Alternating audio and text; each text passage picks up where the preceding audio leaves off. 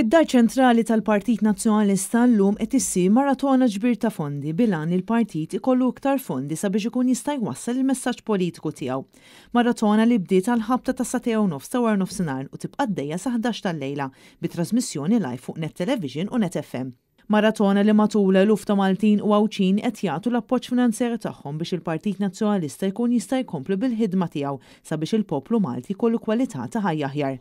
F'intervista li saritlu waqt il-maratona l-kap tal-Partit Nazzjonalista Bernard Grech qal li ta' kuljum jiltaqa' ma' nies li huma arrabjati għall-Gvern Laburista għal mod kif abbanduna ħafna nies li jinsabu f'diffikultà u abbanduna l-kwalità tal-ħajja ta' pajjiżna. Bernard Grech qal li l-Partit Nazzjonalista se jibqa' jaħdem favur il-poplu Malti u Għawċi kollu u jwiegħed irġulija u ġenwinità. Il-weda tiegħi lejk hija weda ta' rġulija, hija weda ta' ġenwinità. Hija weda li jien mhux biss qabel l-elezzjoni, imma anki wara l-elezzjoni u snin wara l-elezzjoni, int tkun tista' terġa' tħares f'għajnejja u jien inkun nista' nerġa' nħares f'għajnejk u ngħidlek flimkien wettaqna Malta aħjar. Il-kap tal-Partit Nazzjonalista qal li l-għoli tal-ħajja qed tolqot anke lil dawk li għandhom paga raġonevoli, fejn il-Partit Nazzjonalista qrid li l-persuni jgħixu ħajja dinjutuża fejn ikunu jistgħu jagħmlu anke ċerti kapriċċi. Iżda sfortunatament ħafna qasbis qed ilaħqu sal-aħħar tax-xahar.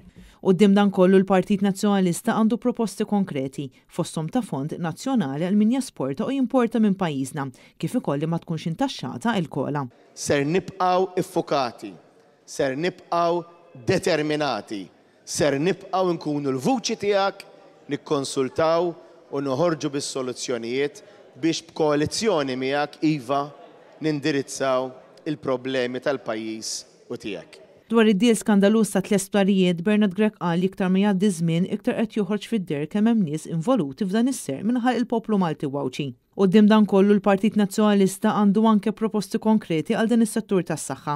Partit Nazzjonalista huwa kommess li jibni sptar ġdid f'Għawdex se jsiru iktar servizzi fil-komunità anke fejn tidħol is-saħħa mentali. Se jkun qed jibni sptar mentali ġdid f'inħawi ta' Mater Dei u jara li dejjem ikun hemm il-mediċina li għandhom bżonn il-pazjenti. Għax inti xraqlek l-aħjar, jixraqlek l-aqwa servizz u jtuk l-aqwa servizz illum in-nurses u t-tobba l-konsulenti imma aħna għaliex aħna mhux biss nemmnu fihom imma aħna nittrattawhom tajjeb, irridu wkoll li anke n-nurses, il-ħaddiema, it-tobba l-konsulenti ikollhom pagi aħjar għaliex hekk jixraq lil min aħna jkollna bżonn fl-elt, fil-mart, fid-tbatijiet tagħna. Dwar is-settur ambjentali, Bernard Grech qal li l-Partit Nazzjonalista għandu pjan fejn l-ambjent jingħata priorità assoluta, fejn irid li l-għaqdiet u ċittadini jkollhom id-dritt li jkunu jistgħu jagħmlu azzjoni legali biex jiddefendu id-dritt ta' ambjent b'saħħtu. Bla dubju l-ispazju miftuħa jibqgħu importanti, li nkabbru wkoll l-ispazju l-ODZ jibqa' importanti, però jibqa' importanti wkoll li filwaqt li nifhmu li hemm bżonn li jsir żvilupp f'pajjiżna, irridu li konna żvilupp bi pjan. Matul din il-maraton qed jipparteċipaw ukoll diversi deputati parlamentari nazzjonalisti kif ukoll bosta attivisti tal-Partit Nazzjonalista. Tkellmu wkoll is-Segretarju Ġenerali tal-Partit Nazzjonalista Michael Piccinino kif ukoll is-Segretarju Eżekuttiv Organizzattiv Stefan Caruana li l-koll wassu l-appelli tagħhom sabiex kulħadd jingħaqad mal-Partit Nazzjonalista u jsemma leħnu sabiex il-poplu jkun jista' jgħix ħajja aħjar.